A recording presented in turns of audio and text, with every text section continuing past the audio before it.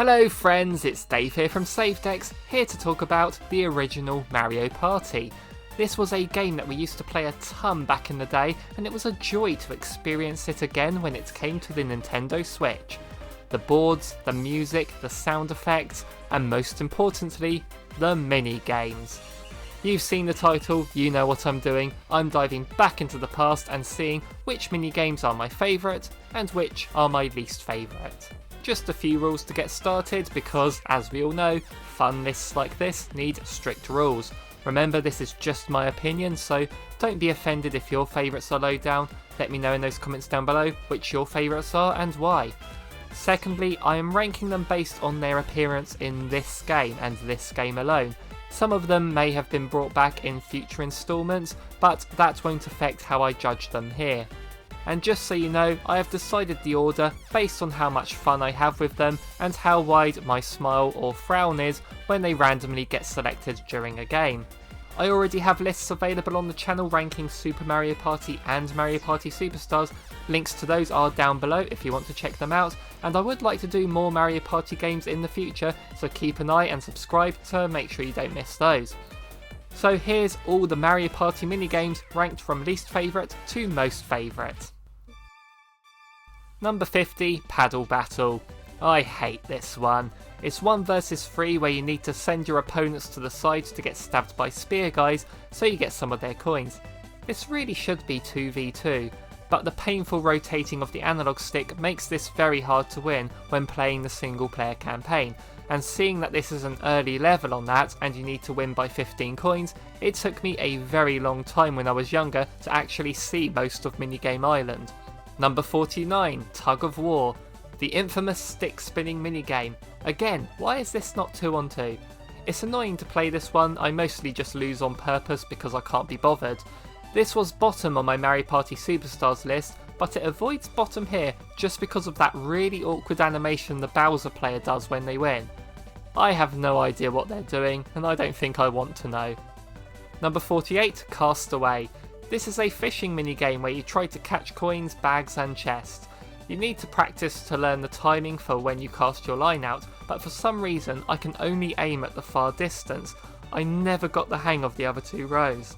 And once again we are rotating the analog stick to reel it in, which makes sense in context, but I don't find it enjoyable. Number 47, Pedal Power.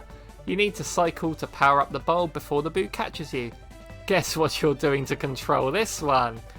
At least it's not too difficult to win, but it's my least favourite of the single player minigames. Number 46, Crane Game. A 3v1 where the single person can choose to grab coins or chests or an opposing player to steal their coins. Button bashing seems to be the key to keeping hold of things, but I find this a tad frustrating. Number 45, Limbo Dance. This is an awkward one to play, but I find it funny at least. Just press A to make your character bounce forward while leaning back a bit further. If you jump too much, you fall backwards, so you need to pause to let yourself straighten up a bit. The red bars are the bane of my existence, but this is an okay game. Number 44, Bowl Over. The single person throws a Koopa shell and tries to bowl over the other 3 who are inside the pins. It's fun as the bowler to control the shell, but when controlling the pins it really doesn't feel like you can do much to prevent your fate. Number 43, Key Per Way. Just get the key to the door. Simple as that. This one is so short and you're working together. This would have been a lot more fun if it was competitive and only the person who opens the door gets the coins. Or got more coins. Seems like a missed opportunity. 42, Deep Sea Divers. A 2v2 where one person dives for the treasure while the other one sits in a boat with a rod and reels them back in. Yay, fishing again. This does play a lot better than the other fishing game at least. Number 41, Treasure Divers. Like Deep Sea Divers, but a bit better. You're on your own and you don't need to worry about reeling things up. Just dive, grab the treasure chests and watch out for that pesky shark. Has a fun risk versus reward factor when you want to dive to get those chests first, even though there might be a shark in your way. Number 40, Handcar Havoc. A 2v2 race that requires a lot of button bashing sadly, but there is some strategy where you need to slow down and steer at tight corners lest you fall off. Number 39, Slot Machine. Luck-based minigames have a place, but they aren't the most exciting. You can time it to make the slots land on the right icons, but I tend to struggle with these. Number 38, Bash and Cash. a 1 versus 3 where the single player is in a Bowser suit and the other 3 chase them with hammers and steal their coins. This is such a cruel minigame to the single player, but it's funny enough. Number 37, Box Mountain Mayhem, a coin collecting game where you attack a mountain of boxes. This might seem simple enough, but some of the boxes cause you to leap across the screen away from the corner, which I find strange and annoying. Number 36, Coin Block Blitz, a simpler coin collecting game. Just bash the coin blocks, keep whatever coins you get. Very easy to understand and classic Mario stuff. Number 35, Coin Block Bash, like the previous one, except one person has a hammer, so it's better. Number 34, Buried Treasure. I like the idea of this one, although there does seem to be an element of luck to it. You bash A to dig your way around, and the first person to find the treasure wins. The treasure is usually placed close to one of the players, and that player tends to win. Maybe if this was split screen and you were all in your own area and the chest was in the same place for each person, and whoever finds it first using the arrows you uncover wins. That would be a better way. Maybe next time. Number 33, BombsketBall. This is a fun basketball style minigame that's over all too quickly. 2 on 2 and whoever can use the bomb to blow up the wall first wins, all disguised as a basketball game. It's brief, but it's a blast. Number 32, Balloon Burst. Blow up your Bowser shaped balloon. Whoever blows theirs up first to the point of explosion wins. The refreshing thing is, this isn't button bashing, instead you're hitting A and B to make your plunger go up and down, so it's all about maintaining a rhythm, which is quite satisfying when you get it right. Number 31, Mario Bandstand. The music in this minigame is kinda basic and kinda catchy, and it's a very simple rhythm game. Not bad, but I wish there was more to it. Number 30, Hot Bob-omb. This one is intense but incredibly fun. The bomb is about to go off, and you just keep passing it around till it explodes. You can have a bit of a strategy of simply holding the bomb until you think it's going to blow up before throwing it at the last second, but that can be a bit risky. I enjoy this type of thing. Number 29, Running of the Bulb. Another team-based one where all 4 of you work together, but there's a lot more to this one. One player holds the bulb and you need to carry it all the way to the end of the corridor to defeat the boos. The other 3 players need to punch the boos to take them out, but if one touches you, you get put into a trance where you automatically walk to the wall of boos chasing you. You can rescue someone who's in the trance, so you need to be on your toes the whole time. I think this works really well as a team-based game. Number 28, Knock Block Tower. A single player game where you need to reach the chest, jumping and timing your attack to knock the breakable blocks, while the thwomps go up and down. It could have been a bit more challenging, but it's pretty good as a single player game. Number 27, Bobsled Run. Like Handcar Havoc, but less button bashing. That comes at the start. The rest of it, just enjoy the ride. As long as you don't fall off. Number 26, Musical Mushroom. This is where the whole party aspect of Mario Party becomes prevalent, as it's just like musical chairs. You automatically walk around the area. When the music stops, it's a race to whoever can get to the middle. A nice idea executed well. Number 25, Piranha Pursuit. I put this one halfway through the Mario Party Superstars list, and I put it halfway through now. If you're the single person, it's awesome. If you're in the group of 3, not so much. Basically, if the single player doesn't mess up, then you have no chance of catching them. Number 24, Hot Rope Jump. A rope of flames spins round and you simply press A to jump over it. I really like this one and would love to put it much higher, except the game ends when one person touches the rope. Later versions of this game improves it by having it be last one standing, but sadly this one is over all too quickly. Number 23, Grab a Bag. Just run around trying to grab the bags off the back of your opponents to nick their coins. This is a nice idea, escalated by the funny animation and sound effects when grabbing someone. Number 22, Ground Pound. You need to memorise which posts are safe to ground pound before they get covered by butterflies, and avoid the pointy ones. I like these memory games, although it's pretty easy to see which ones are pointy even when they're covered.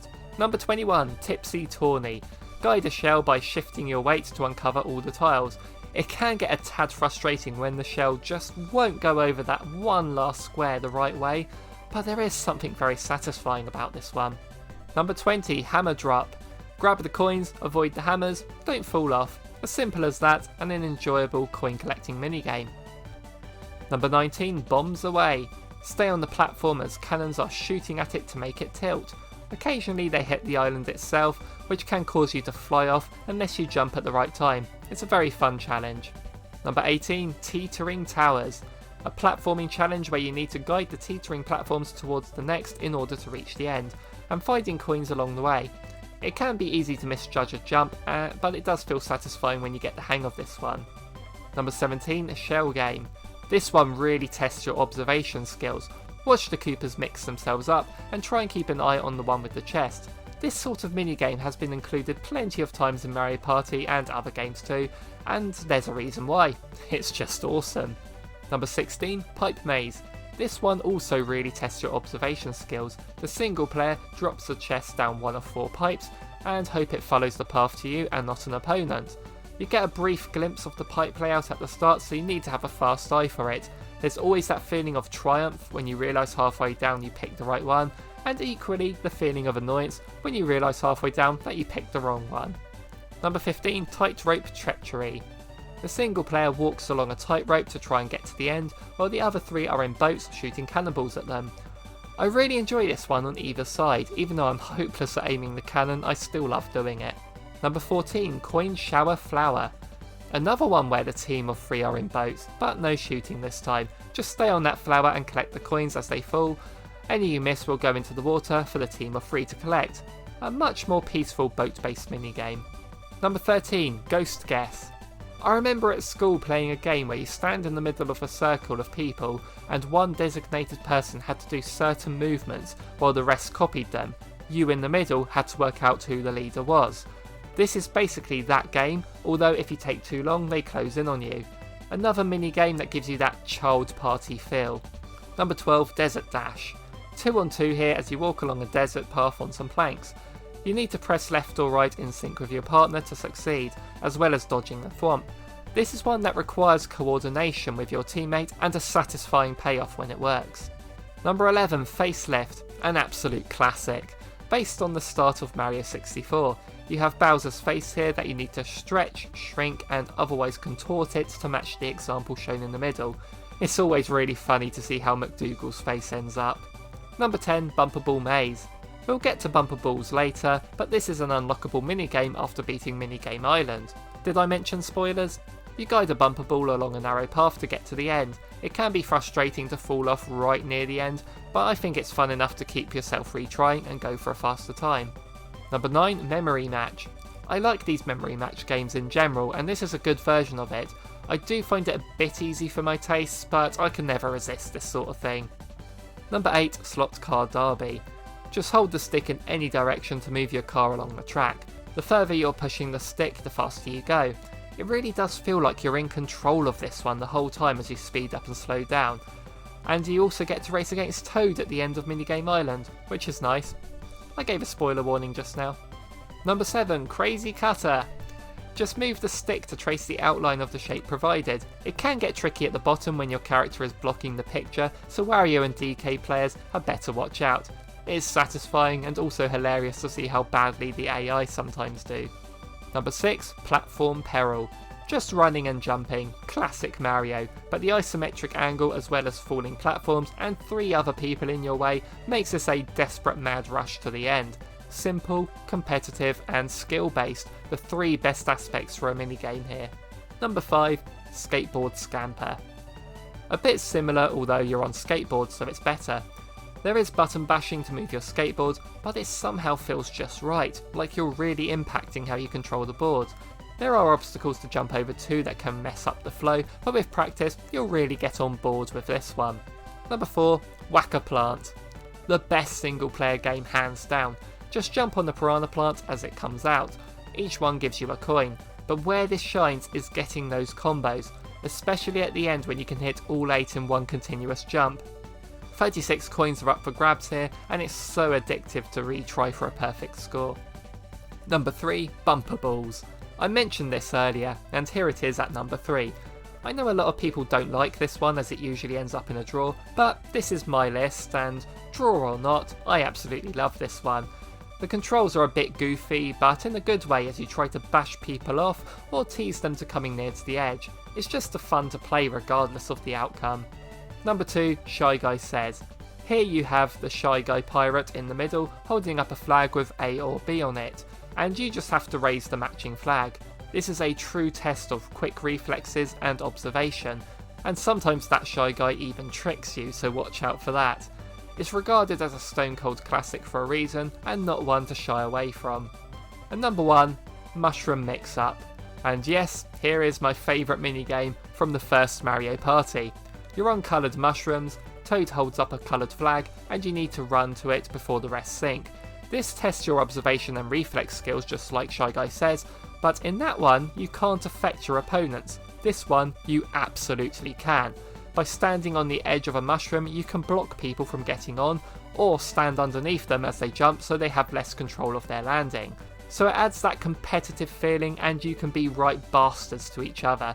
This really is a perfect Mario Party minigame. So there you have it, that's how I rank the 50 minigames from the first Mario Party. What do you think of my list? Let me know in those comments down below. Make sure you subscribe because there will be more like this to come in the future. So thank you so much for watching everyone. I'll see you in the next one.